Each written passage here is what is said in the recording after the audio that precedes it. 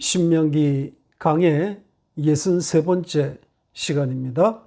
신명기 14장 3절로 21절까지 같이 읽겠습니다. 너는 가증한 것은 무엇이든지 먹지 말라. 너희가 먹을 만한 짐승은 이러하니 곧 소와 양과 염소와 사슴과 노루와 불구스름한 사슴과 산 염소와 볼기가 흰 노루와 뿔이 긴 사슴과 산양들이라. 짐승 중에 굽이 갈라져 쪽발이 되고 새김질도 하는 모든 것은 너희가 먹을 것이니라.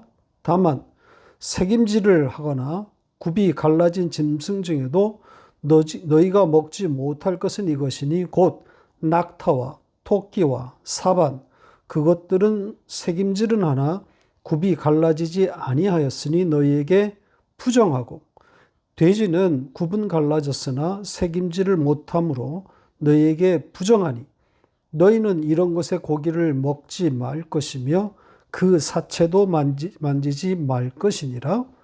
물에 있는 모든 것 중에서 이런 것은 너희가 먹을 것이니 지느러미와 비늘 있는 모든 것은 너희가 먹을 것이요 지느러미와 비늘이 없는 모든 것은 너희가 먹지 말지니 이는 너희에게 부정함이니라. 정한 새는 모두 너희가 먹으려니와 이런 것은 먹지 못할지니 곧 독수리와 솔개와 물수리와 매와 새매와 매의 종류와 까마귀 종류와 타조와 타우마스와 갈매기와 새매 종류와 올빼미와 부엉이와 흰 올빼미와 당아와 우릉과 노지와 학과 황새 종류와 대승과 박쥐며 또 날기도 하고 기어다니기도 하는 것은 너희에게 부정하니 너희는 먹지 말 것이나 정한 새는 모두 너희가 먹을지니라. 너희는 너희의 하나님 여호와의 성민이라. 스스로 죽은 모든 것을 먹지 말 것이나 그것을 성중에 거류하는 객에게 주어 먹게 하거나 이방인에게 파는 것은 가하니라. 너는 염소 새끼를 그 어미의 젖에 삼지 말지니라. 아멘. 다시 이스라엘의 음식법 이야기를 만나게 되었습니다. 이스라엘의 음식법에 대한 일반적인 해석은 의미 없음이라고 그랬죠. 다룰 가치가 없다는 겁니다. 십계명과 같은 도덕법이 아니기 때문에 이런 음식법은 제사를 다루는 의식법과 마찬가지로 흘러간 고대 근동의 역사, 그 이상도 그 이하도 아닌, 그래서 대충 넘어가야 할 가벼운 이야기로 치부되고 있습니다.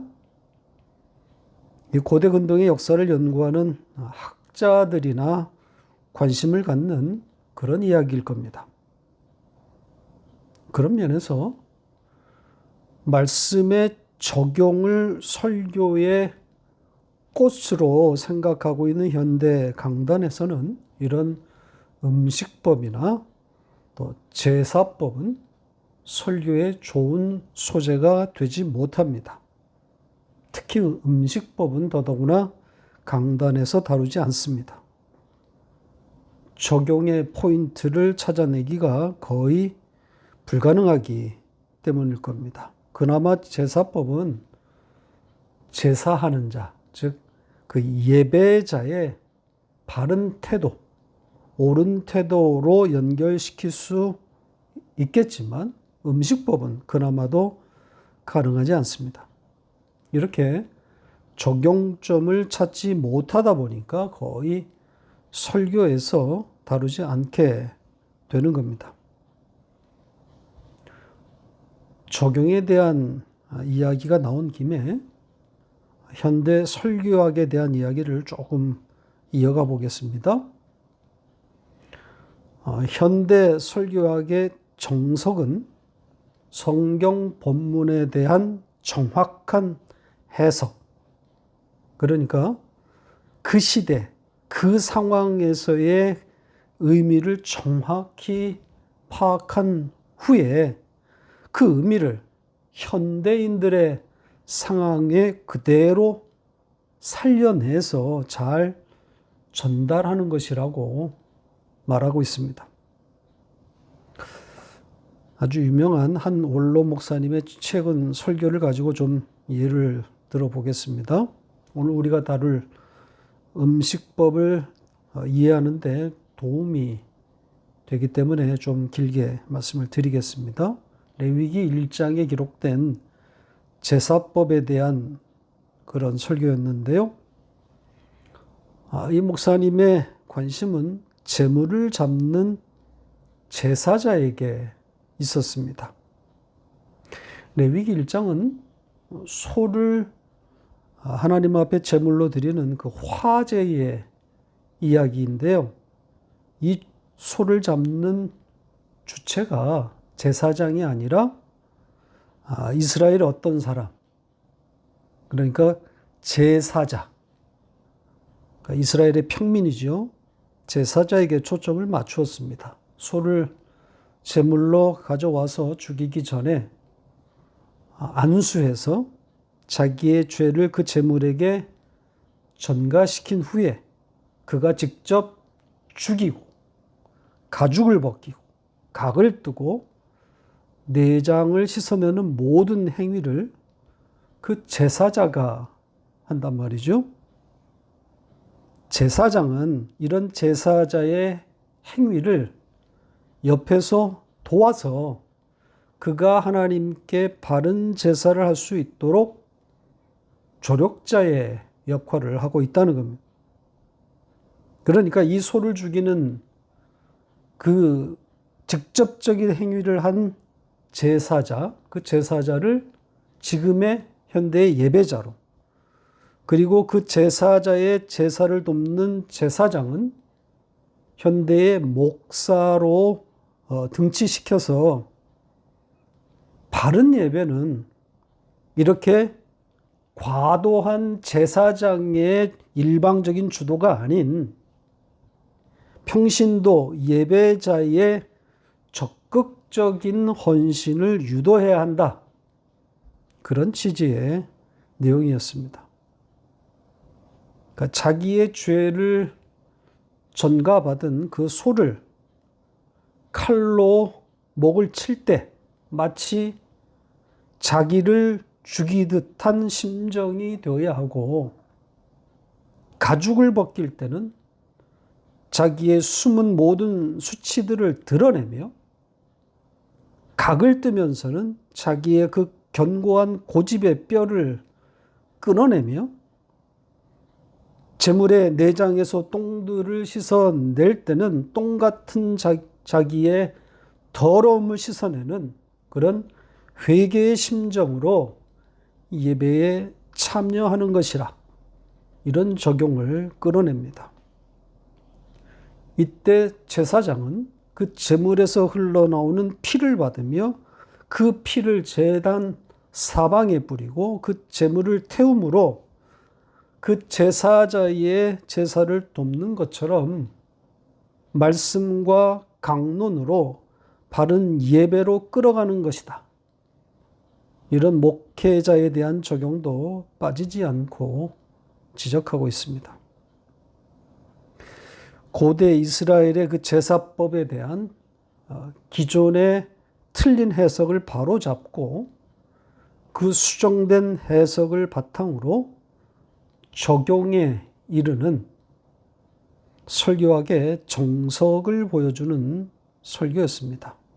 원어와 또 그에 따른 문법 해설을 가미해서 제사장이 소에 안수하는 것이 아니라 제물을 가져온 제사자가 안수하고 그 제물을 죽였다는 것을 정확하게 지적합니다. 맞는 거죠. 맞는 해석입니다. 그 바른 해석을 기반으로 목사 주도적인 현대 예배를 비판하면서 평신도의 능동적인 예배 참여를 역설하고 있는 겁니다. 감동적인 설교입니다. 흠 잡을 데가 없어 보이는 건강한 설교처럼 보입니다. 그런데 이 좋은 설교에 치명적인 약점 혹은 결함이 있습니다. 이분에게는 십자가보다는 사람과 세상에 관심이 쏠려 있습니다. 하나님 앞에서 우리는 무엇을 해야 하는가? 그리고 그 변화된 사람이 가져올 세상에 대한 선한 영향력, 여기에 꽂혀 있습니다. 그러니까 적용점, 즉 설교를 듣는 이들에게 교훈을 전달해야 한다는 강박에 매몰되어 있는 것 같습니다. 하나님은 당신들에게, 우리들에게 이렇게 명하신다. 이런 것들을 요구하신다. 그렇게 살아가야 하지 않겠는가? 왜 하나님이 원하시는 바를 실행에 옮기지 않는가? 한국 교회에 쇠락하는 원인을 여기서 찾습니다. 왜 하나님의 말씀대로 살아가지 않는가? 그러면서 교회의 각성을 외치고 있는 겁니다. 레위기 1장의 그 제사자처럼 그렇게 자신을 죽이고 숨겨진 자기의 가죽을 벗기며 고집에 각을 뜨며 똥으로 가득한 자기의 내장을 씻어내는 그 예배를 드리면 그 바른 예배자를 통해 교회에 각성이 있을 것이고 그것이 번져서 한국 교회에 회복이 있을 것이라는 그런 외침이었습니다. 저는 이 건강하고 좋아 보이는 설교를 들으면서 솔직히 공허했습니다. 왜냐하면 십자가가 없는 설교였기 때문입니다. 제사자와 제사장에 대한 이야기만 할 뿐 정작 그 소, 그 제물이 누구인가? 화제로 하나님께 올려지는 그 제물에 대한 이야기가 없습니다. 이 목사님은 이 레위기 1장을 가지고 바른 제사, 바른 예배를 통한 교회의 각성과 회복을 역설하셨는데 과연 레위기 1장이 전달하고자 했던 바가 그걸까요? 이스라엘의 회복입니까? 이스라엘의 각성이었습니까? 그 제사자의 바른 예배가 이스라엘의 회복을 가져왔습니까? 그 반대 아닙니까? 그 감격스러운 제사를 매일 반복하는 이스라엘, 어떻게 되었습니까?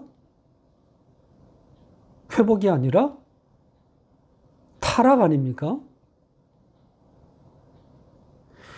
인간이 무슨 바른 예배를 드릴 수 있단 말입니까?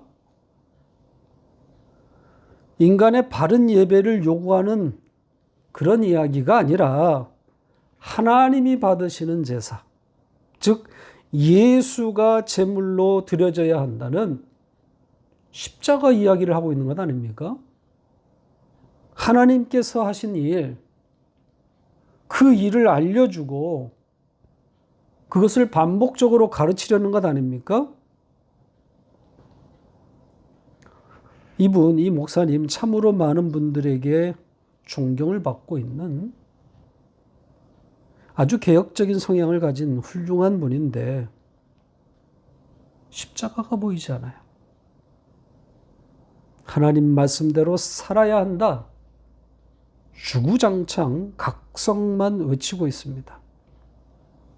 하나님이 하신 일, 그 십자가는 그분에게 문의일 뿐인 것 같습니다. 안타깝습니다. 레위기 1장의 이 제사에 대해서는 저의 레위기 강의 2번째 강의를 참고하시기 바랍니다.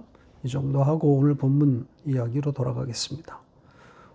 오늘 본문은 크게 두 부분으로 나누어져 있습니다. 이스라엘이 먹을 수 있는 것, 그리고 먹지 말아야 할 것, 이렇게 나누어집니다.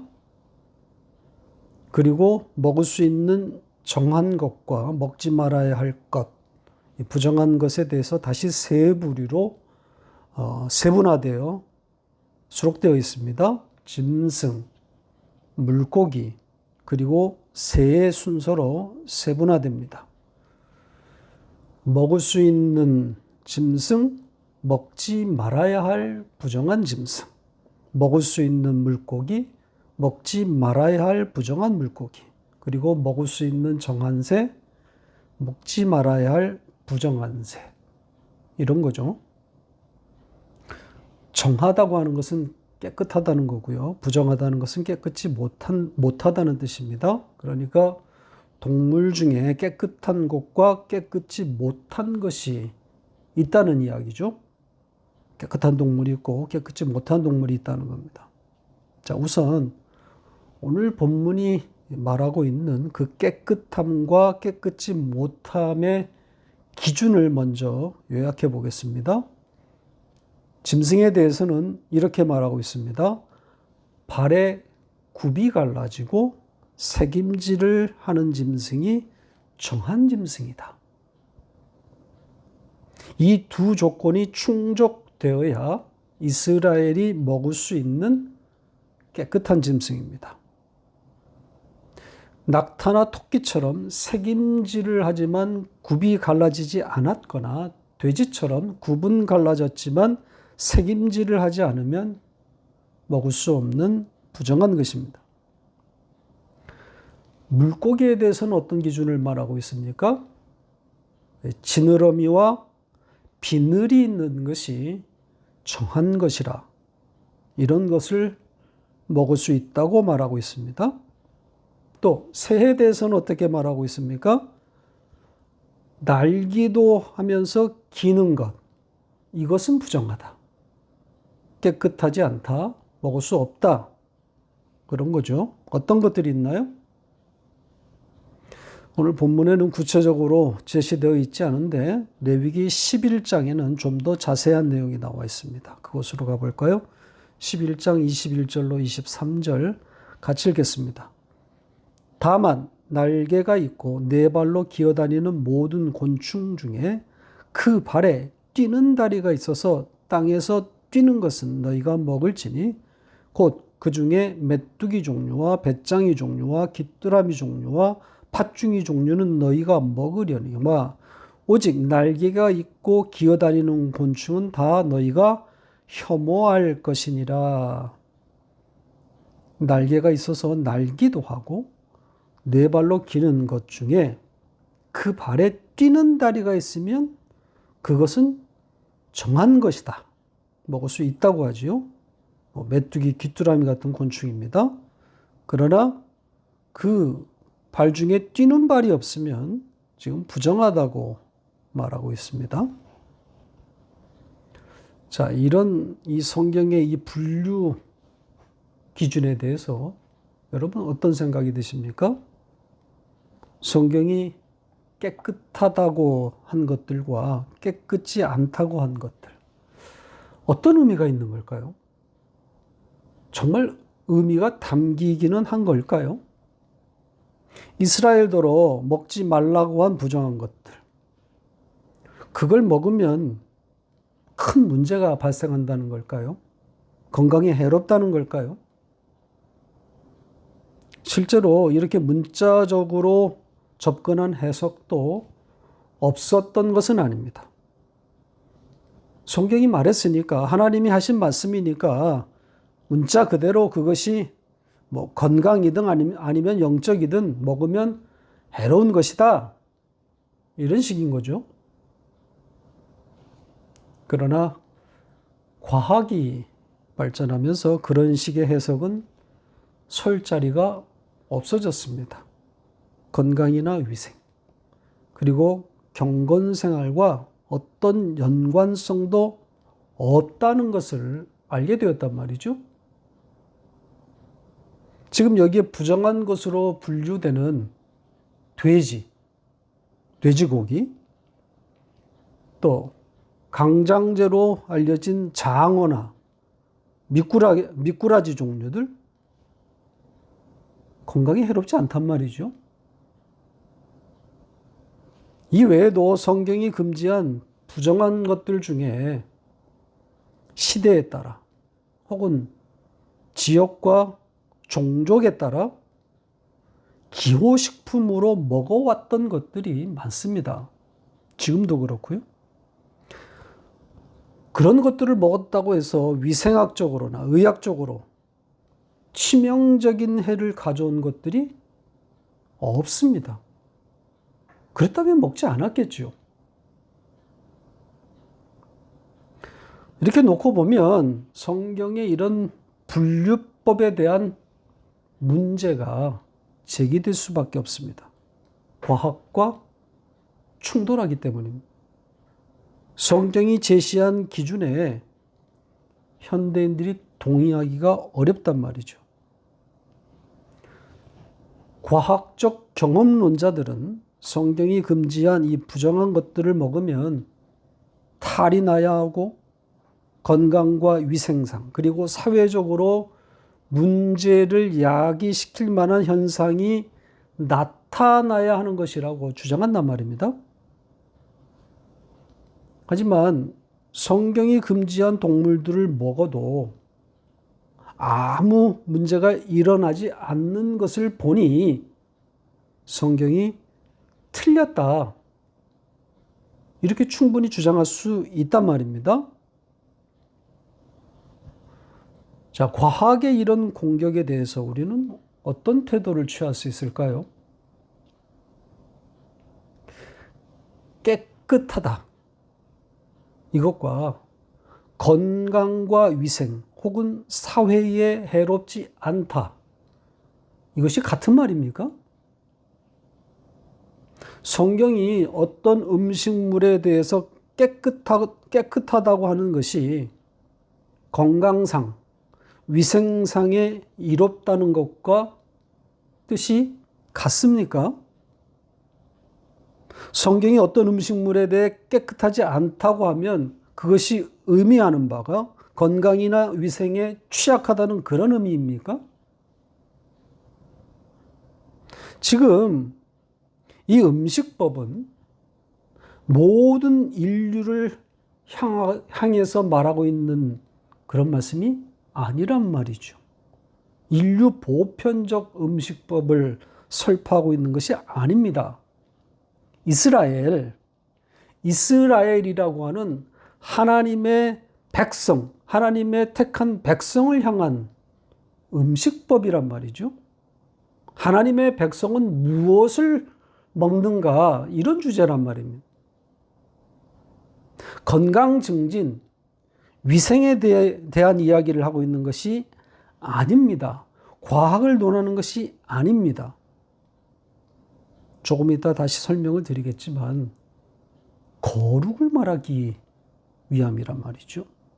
거룩이 무엇인지를 설명하기 위한 장치일 뿐입니다. 거룩을 설명하기 위해 거룩하지 않은 것이 필요할 뿐인 거죠. 하나님이 어떤 것은 정한 동물이고 어떤 것은 부정한 것이다. 이렇게 지명하면 그냥 그런 겁니다. 그 말씀으로 어떤 것은 정한 동물, 정한 짐승이 되는 것이고 어떤 것은 부정한 것, 깨끗이 못한 것이 되는 거란 말이죠.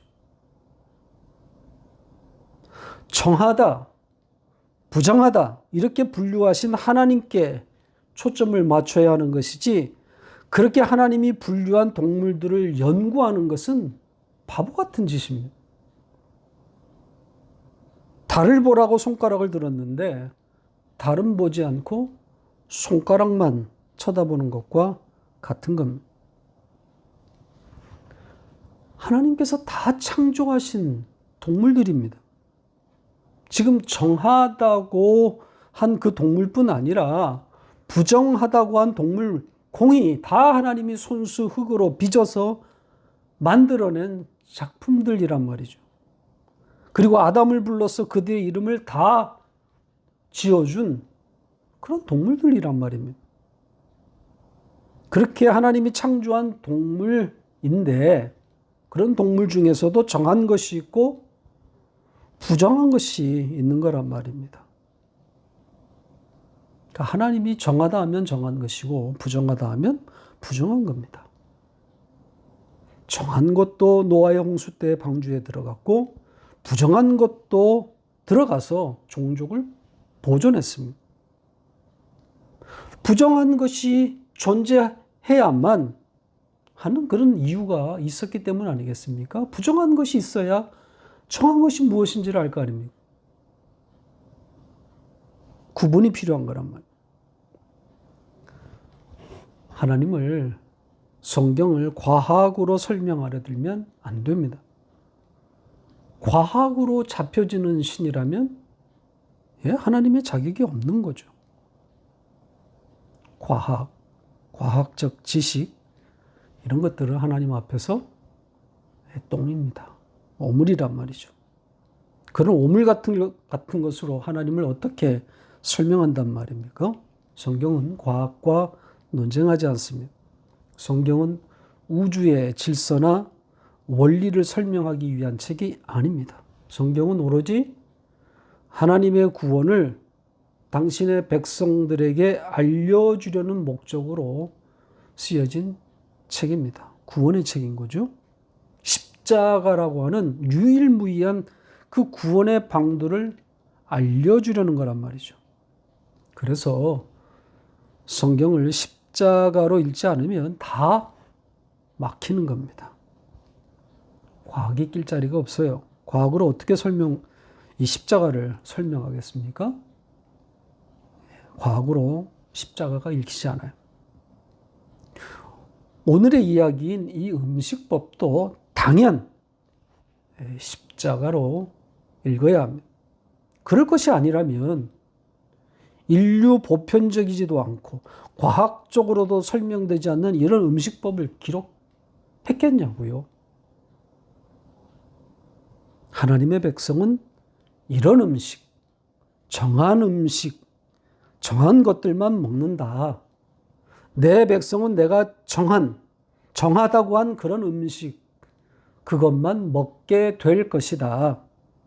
내 백성은 가증한 것을 먹지 않는다. 먹지 않게 될 것이다.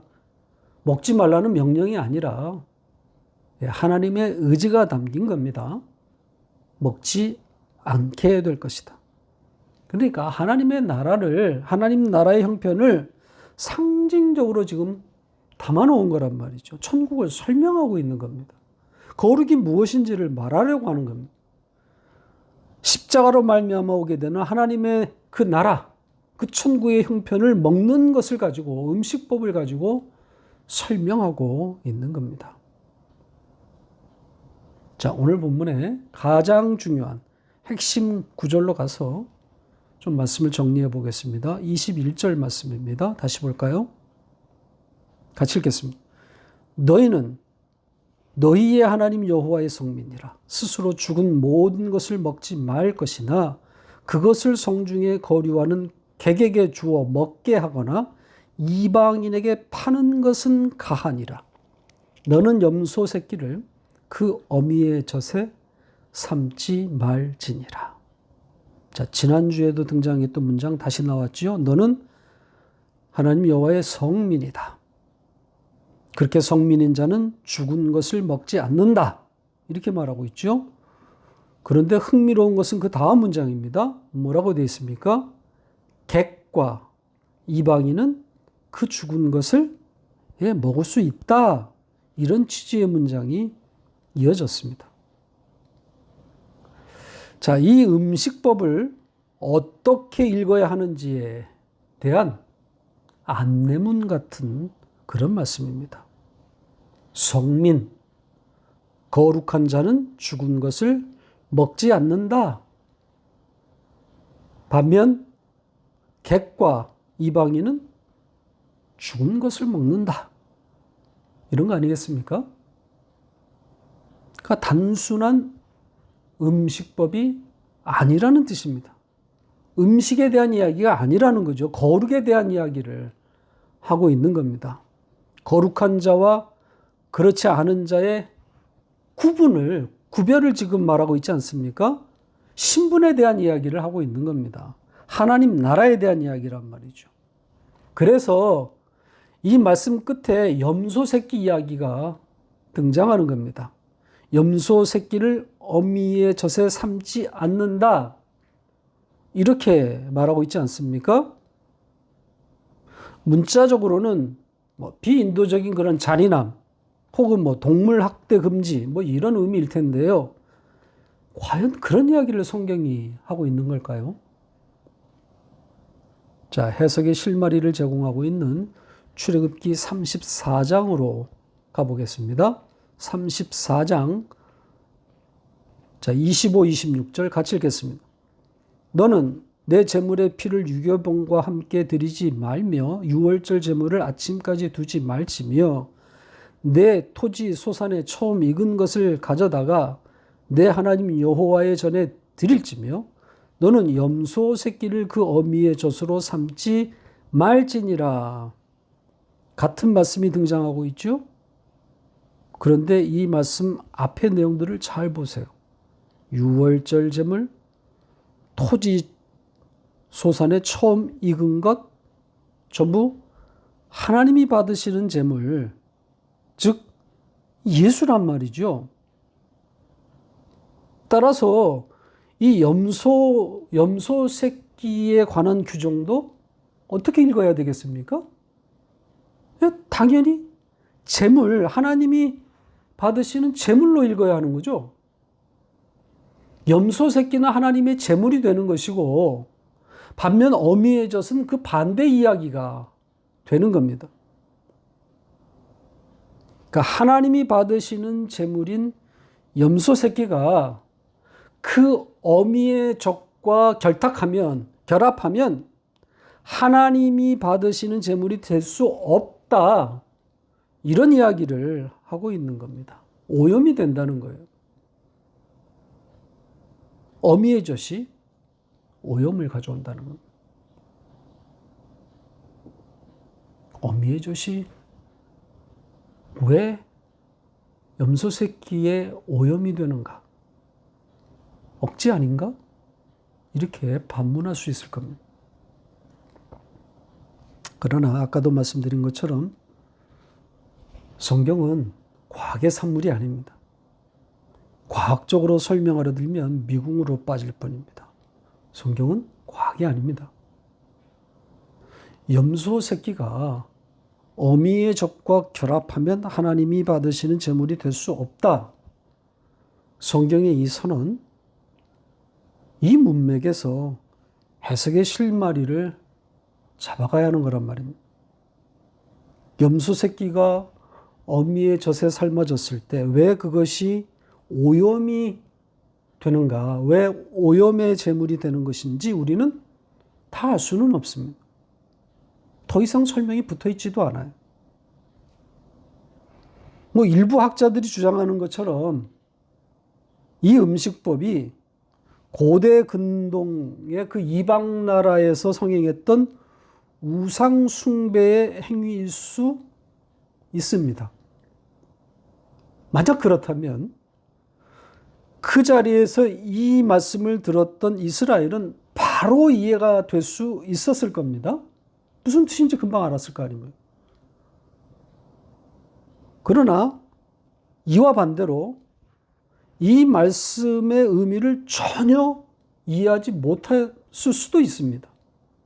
앞에 나왔던 머리를 둥글게 깎지 말라, 수염의 끝을 다듬지 말라, 이마 사이에 그 털을 밀지 말라, 이런 말씀처럼 아마 의미도 모른 채 듣게 된 것일 수도 있습니다. 어떤 것이 되었든 이해가 되든 이해가 되지 않았든 중요한 것은 하나님이 정하시고 하나님이 말씀하시면 그것이 진리이고 법칙이란 말입니다. 어미의 젖이 섞이면 새끼는 거룩이 아니다. 이렇게 말씀하시면 그것이 곧 법이 되는 겁니다.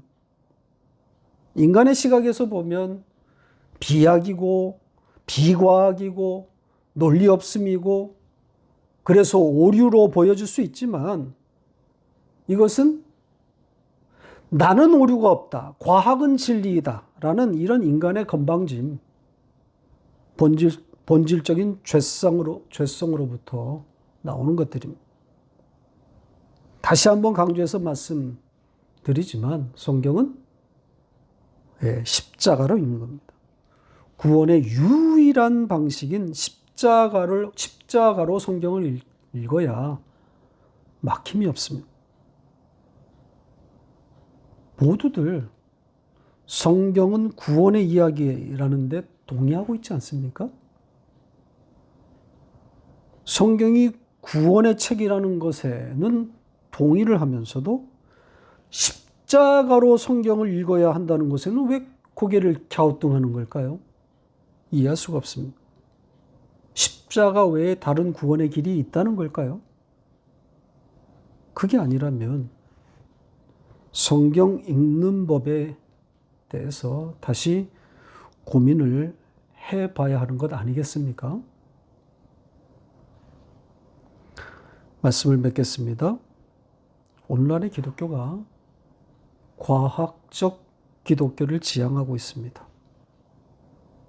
어쩔 수 없는 시대적 현상이라고 생각합니다. 초고속 정보 시대, AI 시대의 거대한 파도가 교회를 삼키고 있습니다. 기독교 신앙과 과학적 탐구가 조화를 이루어야 한다는 소리가 교회 내에서 힘을 얻고 있습니다. 가뜩이나 십자가가 설 자리가 없었는데 이 과학적 탐구는 십자가를 더 멀리 내쫓고 있습니다. 과학의 이름으로 종교 간의 대화, 종교적 화합을 말하고 있습니다. 십자가 대신 이웃사랑이 교회의 새로운 이름이 되어버렸습니다.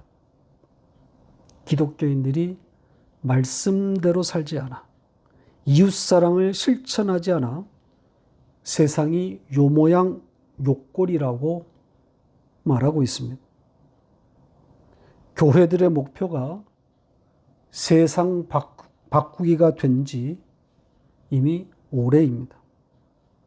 저마다 커뮤니티 처치를 외치고 있습니다. 세상 속으로 들어가겠다는 거죠. 성경을 거꾸로 읽고 있는 겁니다. 하나님이 이미 마귀에게 그 세상을 던져 주었는데, 마귀를 세상 주관자로 세워 주었는데 어떻게 세상을 바꾸겠다는 거죠? 성경은 세상 속으로를 말하지 않아요. 세상 밖으로를 말하고 있습니다. 거기에서 나오는 것이라고 말하고 있어요. 물리적으로 빠져나오라는 것이 아니라 인식, 즉 가치 부정이라는 사고를 말하고 있는 겁니다. 세상에 대한 가치를 부정하는 거란 말이죠. 이 땅에 대하여 의미 없음, 가치 없음을 확인하는 전 과정이 바로 신앙생활 아니겠습니까? 대부분의 불신자도 죽을 때가 가까워지면 자연적으로 도달하게 되는 인식이기는 한데 하물며 하나님의 택한 백성은 오죽하겠습니까? 다만 이들과 다른 것은, 이 불신자들과 다른 것은 세상의 가치를 부정할 뿐 아니라 이 세상의 대척점에 있는 십자가로 완성된 하나님 나라에 대한 동경과 기대감으로 더욱 충만해져 가고 있는 것 아니겠습니까? 주님과 대면할 그 시간과 그 장면을 사무치게 그리워하게 되는 거란 말이죠. 성도는 이런 방식으로 세상을 이기는 겁니다. 세상의 가치를 부정하는 방식으로 말입니다. 우리의 유일한 가치가 하나님이기 때문입니다.